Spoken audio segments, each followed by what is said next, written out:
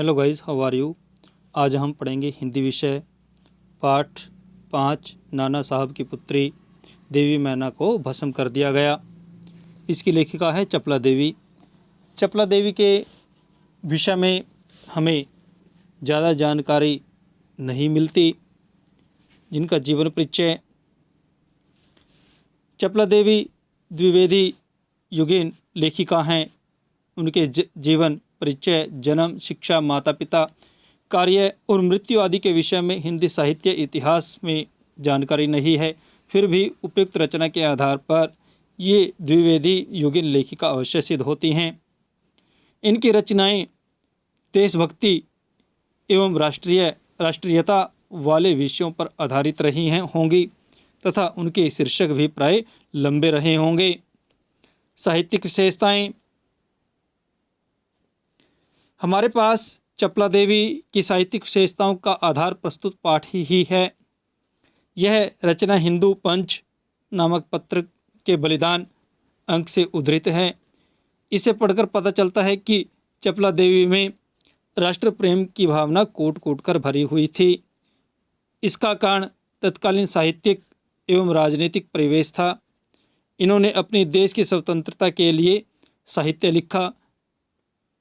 इस रिपोर्टाज में लेखिका ने सन 1857 ईस्वी के स्वतंत्रता संग्राम में सेनानी धुंधुपंत की पुत्री मैना देवी के बलिदान के परिप्रेक्ष्य में ही न केवल देश की युवा पीढ़ी को देश प्रेम की भावना से उद्वेलित किया है, अपितु मैना के बलिदान से भारतीय नारियों के अपने देश के प्रति उत्कृष्ट प्रेम भावना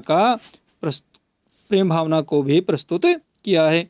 लेखिका का विचार है कि जिन युवक युवतियों ने देश की स्वतंत्रता के लिए अपने प्राणों को न्यौछावर किया, निश्चय ही वे गौरव और सम्मान प्राप्त करने के अधिकारी हैं। भाषा शैली, लेखिका ने अपनी भाषा में आम बोलचाल की भाषा उर्दू व फारसी शब्दों का प्रयोग किया है। भाषा में सरल, सहज एवं तत्सम तद्भव शब्दों का प्रयोग किया है। भाषा सर्वत्र सरल, सरस व बोधगम्य है। आम बोलचाल भाषा का प्रयोग किया है, अतः निश्चय ही प्रसाद गुण संपन्न है। लेखिका का वाक्य विन्यास लघु तथा रोचक है। लेखिका ने इस रिपोर्टाज में मुख्य रूप से वर्णात्मक शैली का प्रयोग किया है। वर्णात्मक शैली के अंतर संवाद शैली का प्रयोग भी प्रभावशाली है। संपूर्ण लेख में लेखिका ने अपने शब्दों से पाठकों के मर्म को छूती हुई प्रतीत होती हैं। मुख्यतः इस रिपोर्टाज में लेखिका ने अभिधा शब्द शक्ति का प्रयोग किया है, परंतु एकाध स्थलों पर व्यंजना शब्द शक्ति का प्रयोग भी किया है।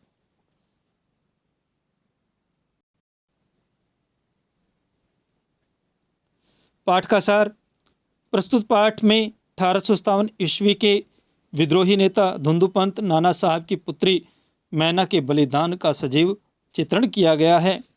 इस पाठ में नाना साहब के हारने पर वह कानपुर छोड़कर चले गए, वहाँ से भाग गए और अपनी पुत्री मैना को वहीं पर छोड़कर चले गए।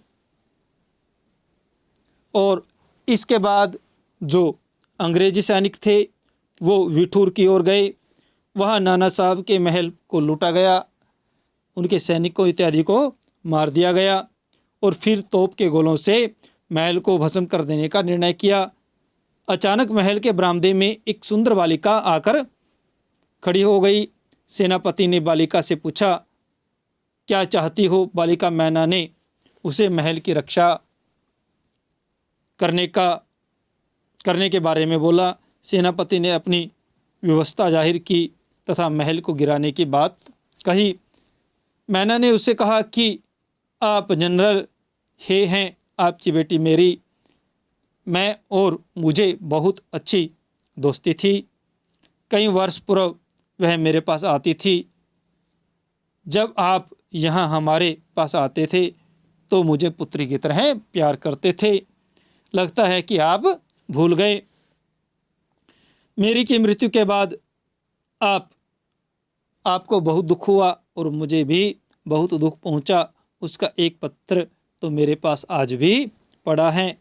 सेनापति ने मैना को पहचान लिया और उसकी रक्षा का आश्वासन दिया। इसी दौरान प्रधान सेनापति आउटरम वहां आ गए और पूछा कि अभी तक महल को क्यों नहीं गिराया। आउटरम ने कहा कि हम महल को गिराए बिना तथा लड़की को गिरफ्तार किए बिना नहीं छोड़ सकते। सेनापति है दुखी होकर वहां से चले जाते हैं। आउटरम ने महल को घेर लिया। उसी दिन लॉर्ड कैनिंग का वहां पर पत्र आता है और नाना की स्मृति चिन्ह तक मिटा दिया जाता है। क्रूर जनरल आउटरम ने चंद ही क्षणों में महल को गिरा दिया। हाउस ऑफ लॉर्ड्स सभा में सर टॉमस हे की एक रिपोर्ट पर बड़ी बहस होती है और जो महल वहाँ पर गिराया जाता है उस ढेर पर आकर वह बालिका मैना वहाँ पर रोने लगती है। इसी बीच उसको वहाँ से उस अंग्रेजी सैनिकों ने उसको गिरफ्तार कर लिया और कानपुर के किले में लाकर कैद कर लिया। कुछ समय बाद बाखर नाम के एक पत्र में छपा कि कानपुर के किले में भीषण हत्याकांड हुआ। भीषण होता है भयंकर। और नाना साहब की इकलौती कन्या उस धधकती आग में जलकर भस्म हो गई। इस भीषण अग्नि में मैना को जलते देख सबने उसे देवी समझकर प्रणाम किया। धन्यवाद।